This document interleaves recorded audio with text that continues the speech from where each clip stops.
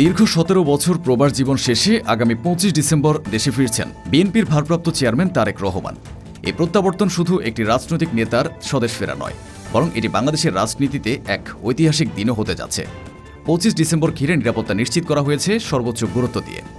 তারেক রহমান দেশে পৌঁছে প্রথমে এভারকেয়ার হাসপাতালে গিয়ে অসুস্থ মাতা ও বিএনপি চেয়ারপারসন বেগম খালেদা জিয়াকে দেখবেন। এরপর তিনি যাবেন রাজধানীর ৩০০ ফুটে আয়োজিত গণসংবর্ধনায় এবং সেখান থেকে গুলশানের বাসভবনে যাওয়ার কথা রয়েছে। তবে পরিস্থিতি বিবেচনায় রুট ও সময়সূচিতে পরিবর্তনের সম্ভাবনাও রাখা হয়েছে। এই পুরো যাত্রাপথ ঘিরে নেওয়া হয়েছে বহুস্তরীয় নিরাপত্তা পরিকল্পনা। বিএনপির পক্ষ থেকে তারেক রহমানের ব্যক্তিগত নিরাপত্তার দায়িত্ব দেওয়া হয়েছে ব্রিগেডিয়ার জেনারেল অবসরপ্রাপ্ত ডক্টর AKM শামসুল ইসলামকে। তার নেতৃত্বে চেয়ারপারসন সিকিউরিটি ফোর্স, একাধিক বিশেষ টিম ও বিশ্বস্ত নেতাকর্মীদের সমন্বয়ে নিরাপত্তা বলয় গড়ে তোলা হয়েছে। সরকারি পর্যায়েও নিরাপত্তা প্রস্তুতি দৃশ্যমান। স্বরাষ্ট্র মন্ত্রণালয়ও একাধিকবার জানিয়েছে যে তারেক রহমানকে ঘিরে কোনো নির্দিষ্ট হুমকি না থাকলেও পরিস্থিতি অনুযায়ী সর্বোচ্চ সতর্কতা নেওয়া হচ্ছে। বিমানবন্দর থেকে গুলশান পর্যন্ত পুরো রুটে মোতায়েন থাকবে অন্তত ২,০০০ পুলিশ। থাকবে পুলিশ সোয়াট টিম, বোম ডিসপোজাল ইউনিট ও ডগ স্কোয়াড। তার বাসভবন ও অফিস এলাকায় নিরাপত্তা সুইপিং চালানো হচ্ছে আগেভাগেই। তারেক রহমানের চলাচলের জন্য প্রস্তুত রাখা হয়েছে ২টি বুলেট প্রুফ গাড়ি।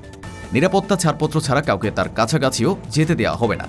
এমনকি সংশ্লিষ্ট সকল পর্যায়ের ব্যক্তিদের পাস্ট ব্যাকগ্রাউন্ড যাচাইও করা হয়েছে। এর মধ্যে তারেক রহমানকে বহনকারী বিমানের ২ জন ক্রু, যাদের পরিবারের সাথে আওয়ামী লীগের অতীত সম্পর্ক পাওয়া গেছে, তাদের প্রত্যাহার করে নেওয়া হয়েছে। রাজধানীতে ইউনিফর্মধারী পুলিশের পাশাপাশি সাদা পোশাকের গোয়েন্দা সংস্থার সদস্যরাও মাঠে থাকবেন। এমনকি সম্ভাব্য ঝুঁকি বিবেচনায় বিশেষ রুটে কারখানা বন্ধ রাখার পরামর্শ দিয়েছে BGMEA। কয়েকটি এলাকায় যান চলাচল নিয়ন্ত্রণ এবং নির্দিষ্ট দিনে রাজধানীর কিছু সড়ক বন্ধও থাকবে। তারেক রহমান দেশে ফেরা ঘিরে কেন এতদিন আসেনি, ভারতের সঙ্গে কোনো সমঝোতা ছিল কিনা, এমন প্রশ্ন উঠছে। বাস্তবতা হলো ২০০৭ সালের রাজনৈতিক পট পরিবর্তনের পর একটি বিশেষ প্রেক্ষাপটেই তিনি দেশ ছাড়তে বাধ্য হন। সে সময়ের মামলা, রাজনৈতিক দমননীতি ও নিরাপত্তা ঝুঁকি দীর্ঘ প্রবাস জীবনের মূল কারণ। সব মিলিয়ে তারেক রহমানের প্রত্যাবর্তন ঘিরে নেওয়া এই কড়া নিরাপত্তা ব্যবস্থা প্রমাণ করে রাষ্ট্র ও দল উভয় পক্ষই বুঝতে পারছে এটি কেবল একটি আগমন নয়, এটি বাংলাদেশের রাজনৈতিক ইতিহাসের এক সংবেদনশীল ও গুরুত্বপূর্ণ অধ্যায়।